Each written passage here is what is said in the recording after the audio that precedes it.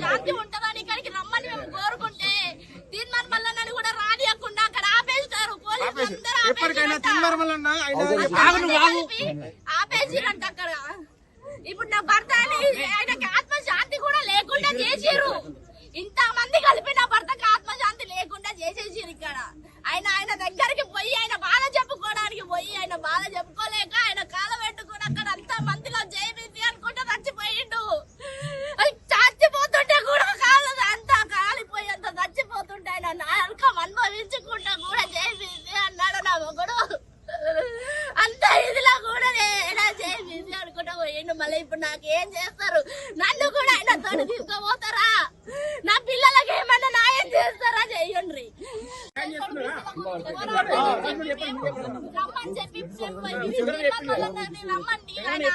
శాంతి ఉంటదని ఇక్కడికి రమ్మని మేము కోరుకుంటే తీర్మాన్ మల్లన్నని కూడా రానియకుండా అక్కడ ఆపేస్తారు. ఆపేసిరంట అక్కడ. ఇప్పుడు నా భర్త ఆయనకి ఆత్మశాంతి కూడా లేకుండా చేసిర్రు. ఇంత మంది కలిపి నా భర్తకి ఆత్మశాంతి లేకుండా చేసేసిరు. ఇక్కడ ఆయన దగ్గరికి పోయి ఆయన బాధ చెప్పుకోవడానికి పోయి ఆయన బాధ చెప్పుకోలేక ఆయన కాల పెట్టుకుని అక్కడ అంత మందిలో జైబీసీ అనుకుంటా చచ్చిపోయిండు. చచ్చిపోతుంటే కూడా కాదు అంత కాలిపోయి అంత చచ్చిపోతుంటే ఆయన నరకం అనుభవించుకుంటా కూడా జైబీసీ అన్నాడు నా మొగుడు. అంత ఇదిలా కూడా జైబీసీ అనుకుంటా పోయిండు. మళ్ళీ ఇప్పుడు నాకేం చేస్తారు? నన్ను కూడా ఆయన తోడు తీసుకుపోతారా? నా పిల్లలకి ఏమన్నా న్యాయం చేస్తారా? చెయ్యండి. లేకపోతే నన్ను కూడా ఆయనతోనే తీసుకోండి. ఎందుకంటే నేను ఆయన లేదా 5 నిమిషాలు బతకలేను దాన్ని. ఇప్పుడు ఎన్ని సంవత్సరాలు ఎట్లా బతకాలి? నా పిల్లల్ని ఎట్లా పోషించుకోవాలి? నేను నా పిల్లల్ని చూసుకొని ఎట్లా బతకాలి? నాకు ఏ ఆధారం లేదు. మా అమ్మ చచ్చిపోయి 3 నెలలు అవుతుంది. ఇక్కడనే నా అమ్మ కూడా నాతో సాగు చచ్చిపోయింది. నా అమ్మ కూడా దిక్కు లేకుండానే చచ్చిపోయింది. ఎవరు వెనక ముందు లేకుండా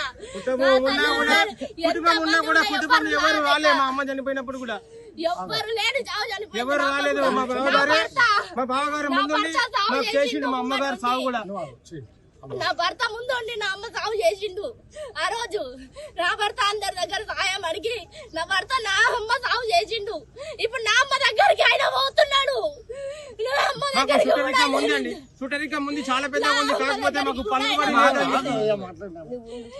నా అమ్మ దగ్గరికి కూడా ఆయన పోతున్నాడు. అయ్యా మీకు దండాలు చేస్తా, నా పిల్లలకి దారి చూపెట్టుండ్రి అంతే. నేను ఏది అడుగుతలేను, నా పిల్లలకి దారి కావాలి. ఇప్పుడు ఎంత మంది ఎవరు ఎక్కడి నుంచి దిగొచ్చి ఏం చేస్తారో చెయ్యండ్రి. లేదా నా భర్తతో నన్ను కూడా తీసుకోండి. నానంతా ప్రభుత్వానికి కోరుకుంటున్నా. ఇప్పుడు నాకు అదే కావాలి. మినిస్టర్లు దిగొస్తారా, ఎమ్మెల్యేలు దిగొస్తారా, ఎంపీలు దిగొస్తారా, ఎవరు రేవంత్ రెడ్డి దిగొస్తాడా, కమిషనర్ నుంచి ఎక్కడి నుంచి కేసీఆర్లు ఎవరెవరు దిగొస్తారో తెలియదు. ఎంత పెద్ద పెద్ద రాష్ట్రాలు ఉన్నాయి, ఎక్కడెక్కడ ఏమేమి ఉందో నాకు తెలియదు అయ్యా. నేను నాకు ఏం చదువుకున్న దాన్ని కాదు, నేనేమి చేసిన దాన్ని కాదు. నా భర్త నాకు అన్నిట్లో చూపిస్తుండే ఫోన్లలో అవి చూస్తుండేదాన్ని అంతే. నేను అవి చూసుకుంటే నేను ఇది చేసిన వాళ్ళు ఎవ్వరు మనకి తర్వాత ఏ సహాయాలు చెయ్యరు. ఇంతమందిలో చూపించిండు ఇట్లా ఇగో చూడు పాపం వాళ్ళ కుటుంబాలు ఎట్లా అయిపోతున్నాయని నా భర్త నాకు అన్ని చూపిస్తుండే ఫోన్లలో, అన్ని వీడియోలు చూపిస్తుండే.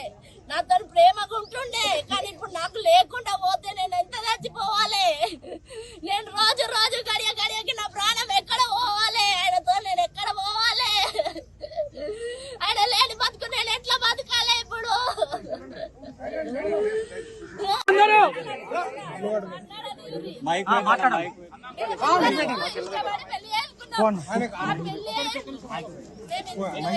సంవత్సరాల నుంచి ఇష్టపడి పెళ్లి చేసుకున్నాము.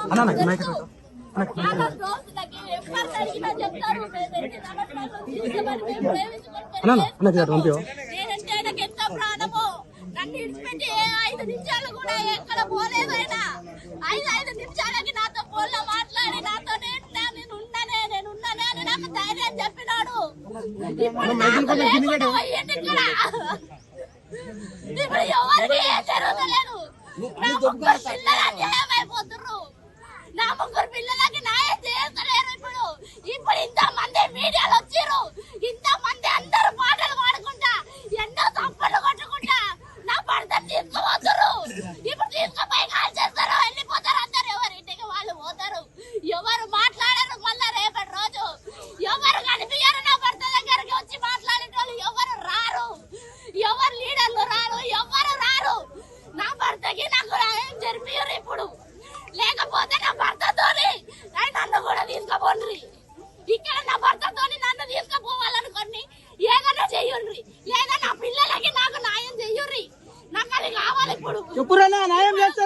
చేసారా మీరు?